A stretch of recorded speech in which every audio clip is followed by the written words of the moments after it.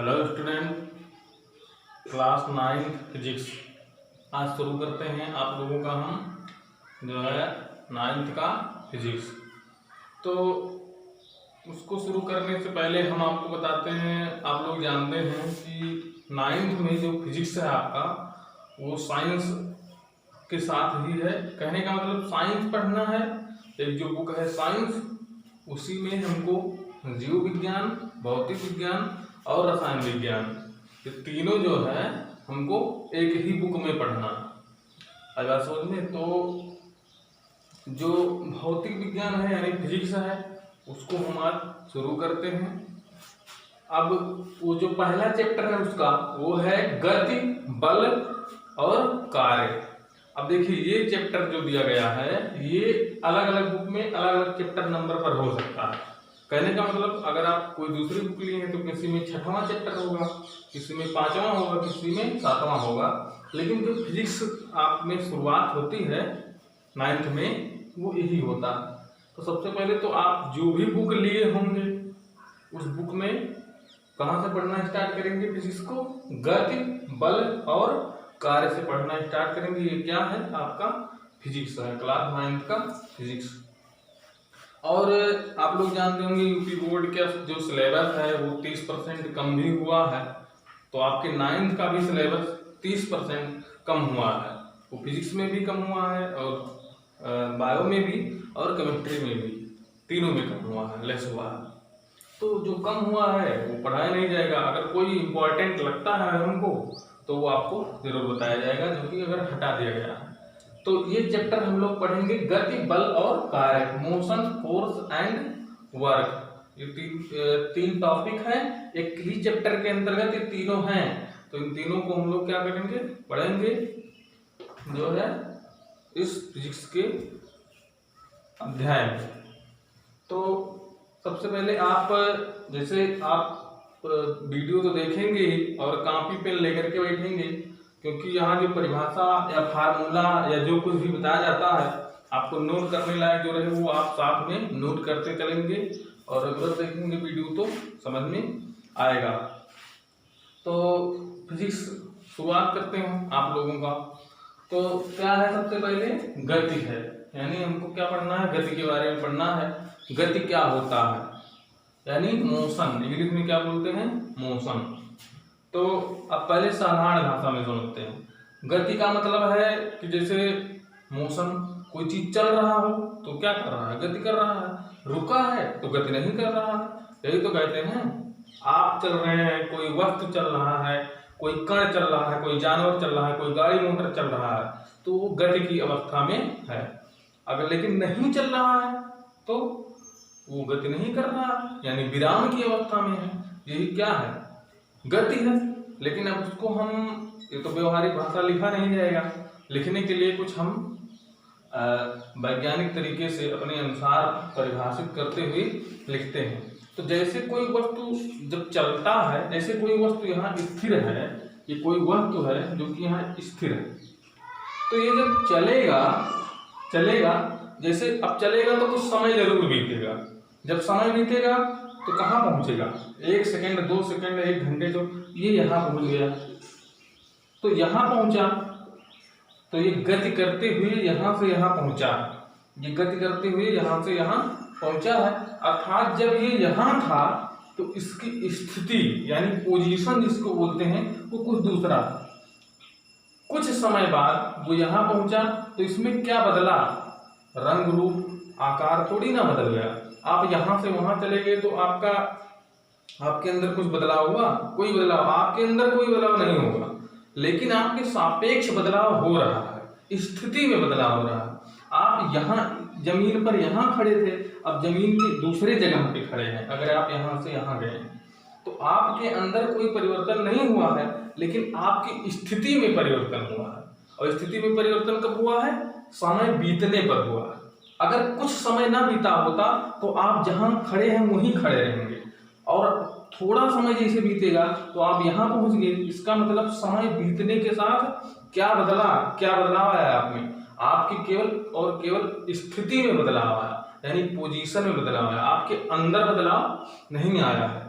तो कुल मिला के गति की परिभाषा हम कुछ इस तरीके से कह सकते हैं कि जब किसी वस्तु में समय के साथ उसकी स्थिति में परिवर्तन होता है तो हम कहते हैं कि वस्तु गति की अवस्था में है या गतिशील अवस्था में है, और यही जो कारक है यही गति कहलाता है।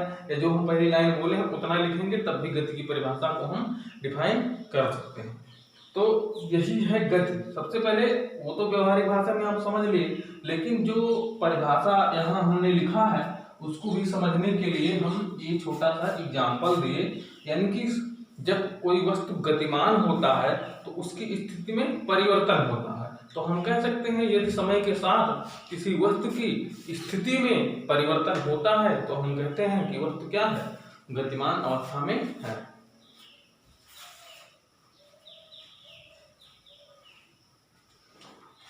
तो ये गति है, जो कि गति के बारे में हमने थोड़ा सा जाना।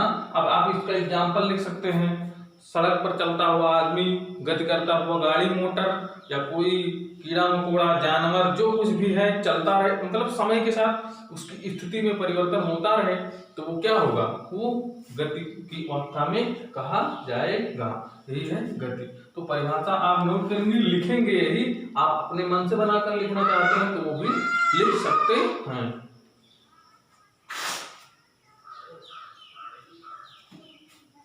उसके बाद में हेडिंग आता है गति के प्रकार, यानी कि जो गति है वो कितने प्रकार से हो सकती है।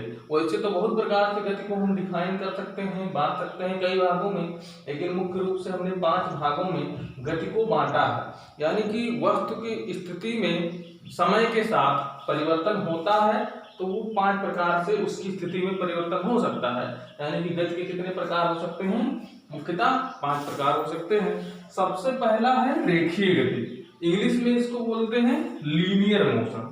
रेखीय गति का मतलब ये है कि कोई वस्तु जो है जब चले तो एक रेखा में चले, यानी एक सीधी रेखा में चले, तो उसको क्या बोलते हैं हम लोग, रेखीय गति बोलते हैं। आप लिख भी सकते हैं कि जब कोई वस्तु एक सरल रेखा में गति करता है तो हम उसको सरल रेखीय गति अथवा रेखीय गति कहते हैं। तो जैसे इसका एग्जाम्पल भी आप लिखेंगे, एग्जाम्पल है जैसे सड़क पर चलता हुआ आदमी। अब आप सड़क पर चलेंगे तो एक सीधी रेखा में ही चलेंगे, अगर गाड़ी मोटर सड़क पर जा रहा है तो वो भी सीधी रेखा में जा रहा है। हम मार्कर को अगर यहाँ से छोड़ दें तो नीचे की तरफ जाएगा तो एक सीधी रेखा में ही गति करेगा, यानी ऐसे ऐसे घूम करके गति नहीं करेगा। तो ये क्या है, वो गति करे तो एक रेखा बनाते हुए गति करे, तो वही क्या है, सरल रेखीय गति अथवा रेखीय गति है। क्या लिखेंगे, लिखेंगे कि जब कोई वस्तु एक सरल रेखा में गति करता है तो उसे हम रेखीय गति या लीनियर मोशन कहते हैं। जैसे सड़क पर चलता हुआ कोई आदमी, ऊपर से नीचे की तरफ गिरता हुआ कोई वस्तु, ये सब क्या है, सरल रेखीय गति में आते हैं। ये जब गति करते हैं तो इनकी गति किस में आती है, सरल रेखीय गति में आती है। दूसरा है एक समान वृत्तीय गति, यूनिफॉर्म सर्कुलर मोशन, एक समान वृत्तीय गति। जैसे इसमें असमान वृत्तीय गति भी हो सकती है, लेकिन फिलहाल हम यहाँ पर एक समान वृत्तीय गति कहते हैं। वृत्तीय गति का मतलब जो वृत्ताकार पथ पर गति करे, ऐसा कोई वस्तु जो वृत्ताकार पथ पर गति करे। जैसे कोई ये वृत्त है और ऐसे इसी रास्ते पर कोई वस्तु गति करे, यहाँ से चले ऐसे चलता रहे, तो वो एक समान वृत्तीय गति कहलाता है। इसमें क्या कहेंगे, हम लिखेंगे कि जब कोई वस्तु वृत्ताकार पथ पर एक समान रूप से गति करता है तो उसे हम एक समान वृत्तीय गति कहते हैं।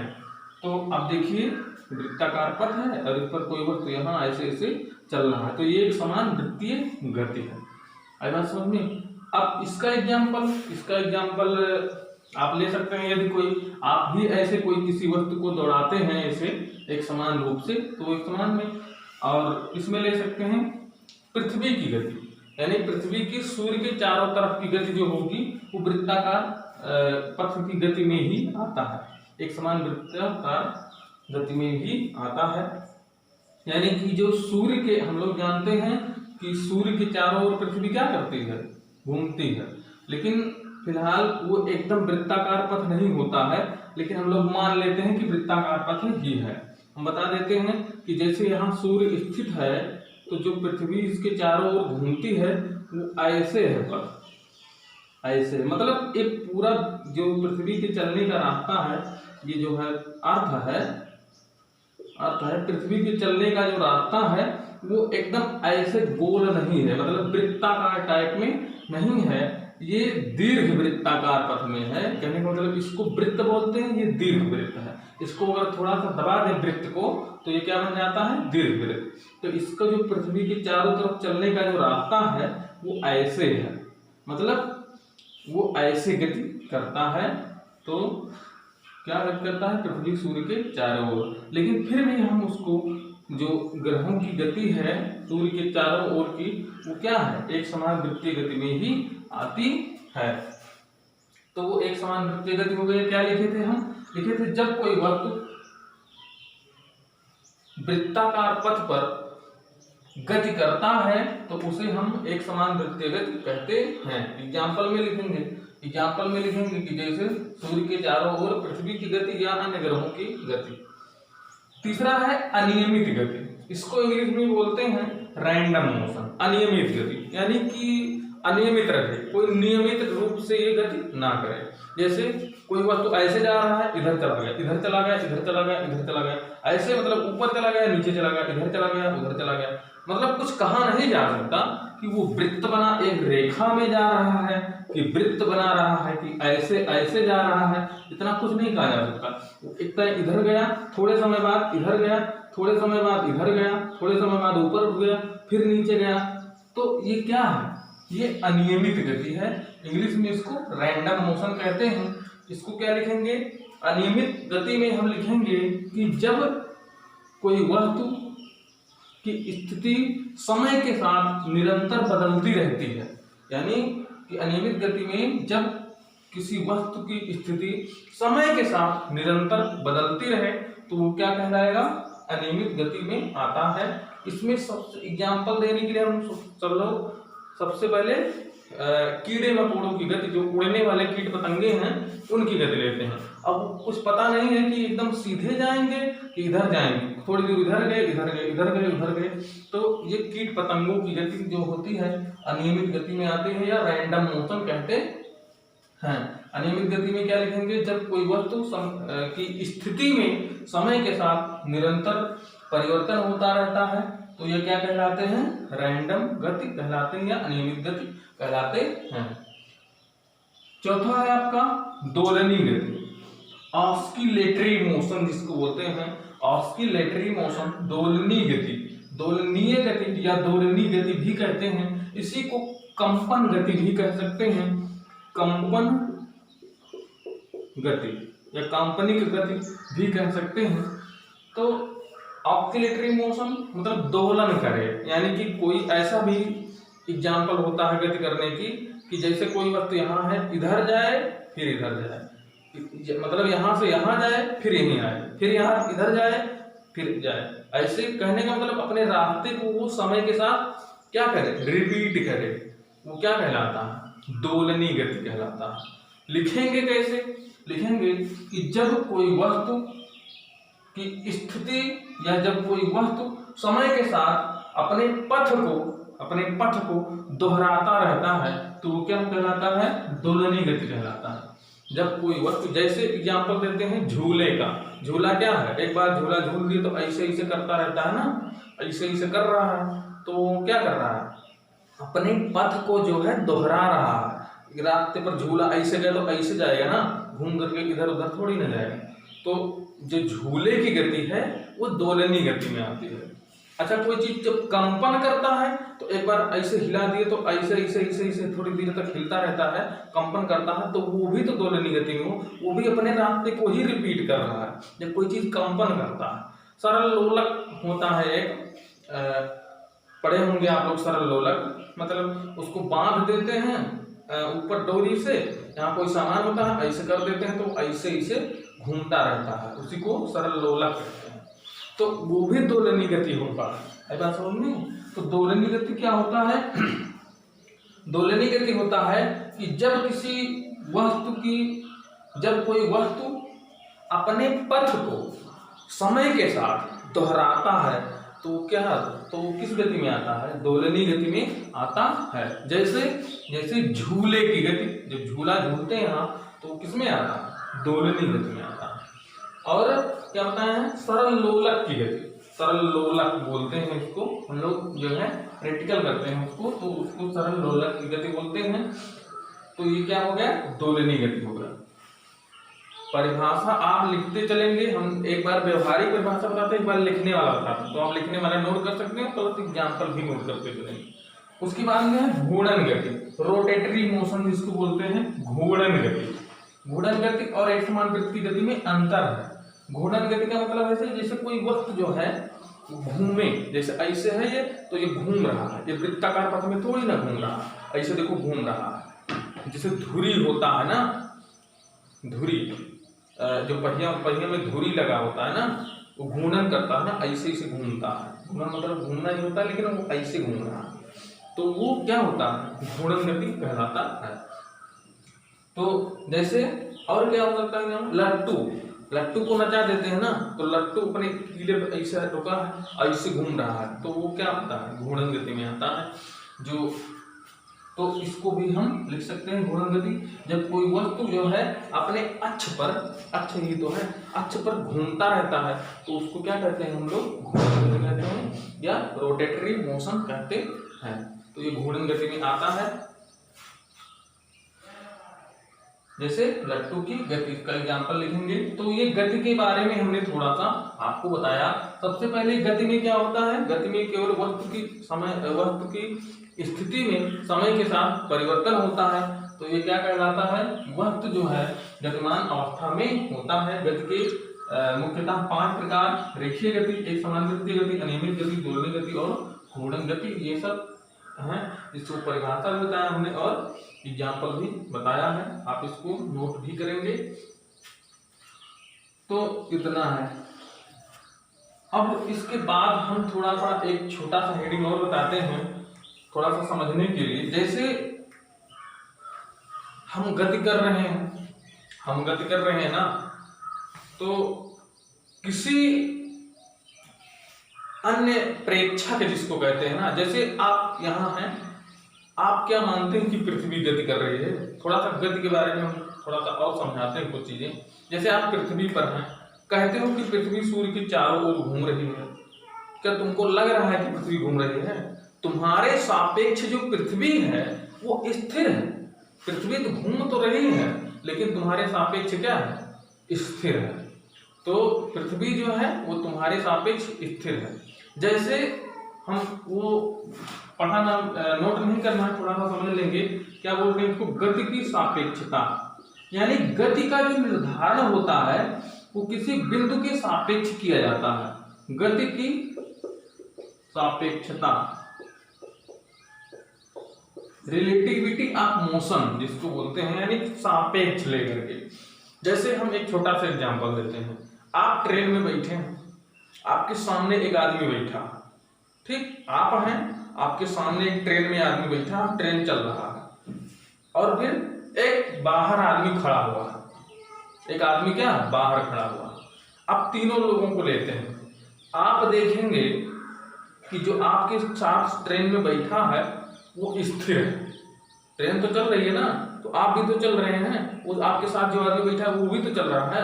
लेकिन क्या है, जो आपको लगेगा, आपको ऐसा आभास होगा, और ओरिजिनलिटी ऐसे है, वास्तविकता में भी है कि वो आदमी क्या है? स्थिर। लेकिन क्या वो स्थिर है? नहीं स्थिर है।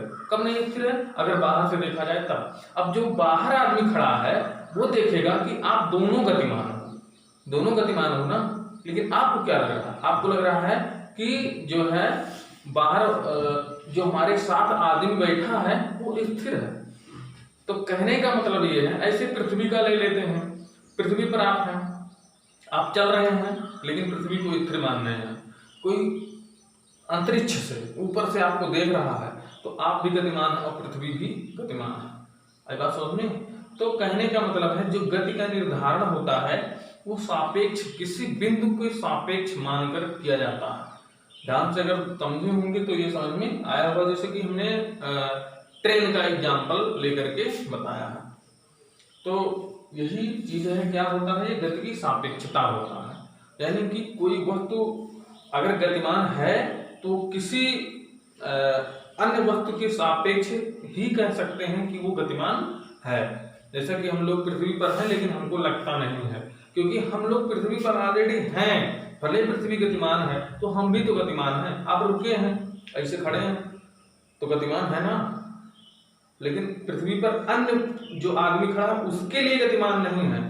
कोई आदमी जो है अगर अंतरिक्ष से हमको देख रहा है तब वो जानेगा कि आप गतिमान हैं, क्योंकि पृथ्वी पर खड़े हैं, पृथ्वी चल रही तो आप भी तो चल रहे हैं। लेकिन आपके साथ जो आदमी बगल में खड़ा है वो कहेगा नहीं आप स्थिर हैं, और जो अंतरिक्ष में आदमी ऊपर से देख रहा है वो कहेगा नहीं ये खड़ा नहीं है, ये चल रहा है। आई बात समझ में? तो ये सब क्या होता है, गति की सापेक्षता होता है। ये हमने थोड़ा आपसे बताया। ये सब नियम यहाँ लगता नहीं है। क्यों नहीं लगता?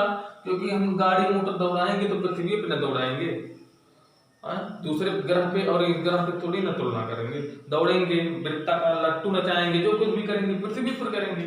तो हमारे सापेक्ष जो है जो सब होता है वो नहीं होता है। तो ये सब चीजें हैं। आप वीडियो रेगुलर देखिएगा, समझ में आता है तो आप कमेंट, यूट्यूब के कमेंट सेक्शन में बता सकते हैं। आज की वीडियो में इतना ही। आप जो है चैप्टर बुक से कोई एनसीईआरटी बुक लिए हैं या कोई बुक लिए हैं तो ये गति बल और कार्य जो अध्याय है इसको पढ़ना शुरू कर दीजिएगा। नेक्स्ट वीडियो में और डिटेल से आपको बताते हैं। धन्यवाद।